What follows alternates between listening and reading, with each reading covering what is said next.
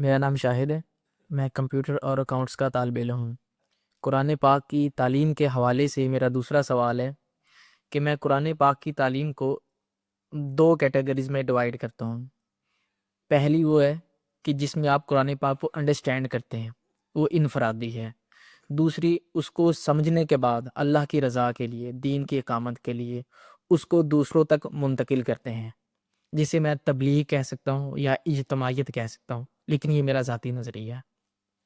اب جب اس کی میں تبلیغ کرتا ہوں، دوسروں کو پڑھاتا ہوں، ٹھیک ہے، مساجد میں ایک اور بھی علم ہے، ٹریڈیشنل علم جو ہے، جو کہ ٹریڈیشنل ایک علم ہے۔ ہمارے جو عام مساجد کے علماء ہیں وہ اپنے کسی خاص مسلک کی یا اپنی ذاتی سوچ کی بنا کے اوپر قرآن پاک کی تعلیم بچوں کو دے رہے ہیں، زبردستی مار کر ٹھونس کر، سمجھاتے نہیں ان کو، ٹھیک ہے۔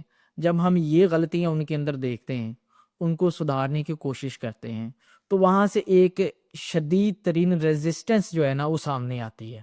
وہاں سے آپ کے اوپر فتوے لگنا شروع ہو جاتے ہیں کہ آپ تو پاگل ہیں جی، یا آپ قرآن پاک کو غلط انڈرسٹینڈ کر رہے ہیں۔ تو ان لوگوں تک جو قرآن پاک کا صحیح مفہوم ہے ان تک پہنچانے کا کیا طریقہ کار یعنی تبلیغ ہونی چاہیے، کیونکہ قرآن خود کہتا ہے کہ جہاں تم دیکھو جاہل تو اس سے سلام کر لو، تو کم از کم اس کی کوئی نہ کوئی لمٹس تو ہوگی۔ اور دوسری طرف یہ بھی کہا گیا ہے کہ ویسے نہ بن جاؤ کہ گدھے کی طرح کہ جس کے اوپر صرف کتابیں لاد دی گئی ہیں۔ شکریہ۔ مساجد میں قرآن مجید کی تعلیم نہیں دی جاتی، یہ آپ کی آبزرویشن ہی غلط ہے۔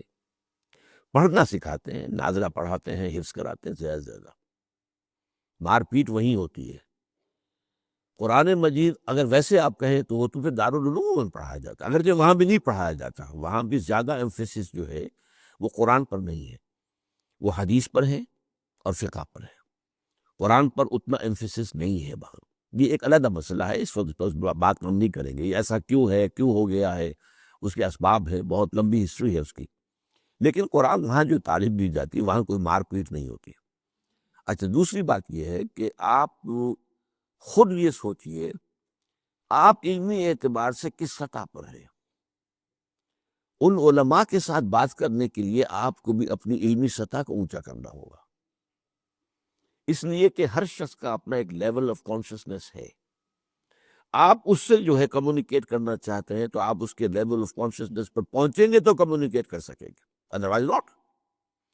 اس لیے آپ جو کام کرنا چاہتے ہیں، جس سٹیج پر آپ ہیں کہ ابھی آپ سیکھ رہے ہیں، کوشش کر رہے ہیں، اس میں آپ کو کہیں مسجد کو اس کا دائرہ نہ بنائیں، اپنے گھر پر اپنے چند دوستوں کو لے کر بیٹھیں اور دیکھیں، گفتگو کریں، انہیں پہنچانے کا ذریعہ ہو جائے گا۔